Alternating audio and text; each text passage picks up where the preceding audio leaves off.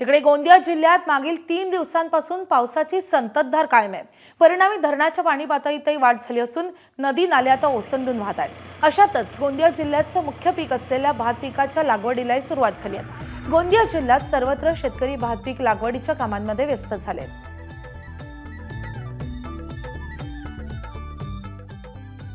गोंदिया जिल्ह्यामध्ये गेल्या 3 दिवसांपासून पावसाची संततधार कायम आहे आणि गोंदिया जिल्ह्यात आता जे धरण असतील किंवा नदी नाले असतील ते ओसंडून वाहू लागलेले आहेत। धरणांच्या पाणीसाठ्यामध्ये देखील वाढ झाली आहे आणि सतत पाऊस सुरू असल्यामुळे आता गोंदिया जिल्ह्याचा जो मुख्य पीक आहे भात पीक त्याला लागवडीला सुरुवात झालेली आहे। मी सध्या गोंदिया जिल्ह्यातील एका शेत शिवारामध्ये आहे। आपण जर का दृश्यांमध्ये बघत असाल तर या ठिकाणी जे भात पिकाची शेती आहे त्याची लागवड करायला सुरुवात झालेली आहे।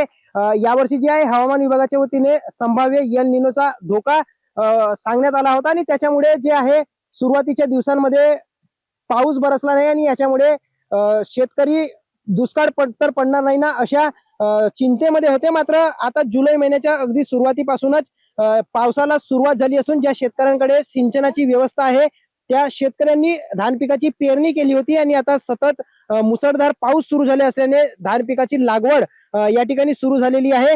गोंदिया जिल्ह्याचा जर विचार केला तर मुख्य जो पीक आहे तो भात पीक आहे आणि जुलै महिन्यात दरवर्षी ज्या शेतकऱ्यांकडे सिंचनाची सोय आहे असे शेतकरी भात पिकाची लागवड करत असतात। यावर्षी देखील आता मागील 3 दिवसांपासून पाऊस सुरू असल्याने शेतकऱ्यांना दिलासा मिळाला असून भात पिकाची लागवड गोंदिया जिल्ह्यात सर्वत्र सुरू असल्याचे चित्र आपल्याला बघायला मिळत आहे। देवेंद्र रहांगडाले, एबीपी माझा, गोंदिया। एबीपी माझा, उघडा डोळे बघा नीट।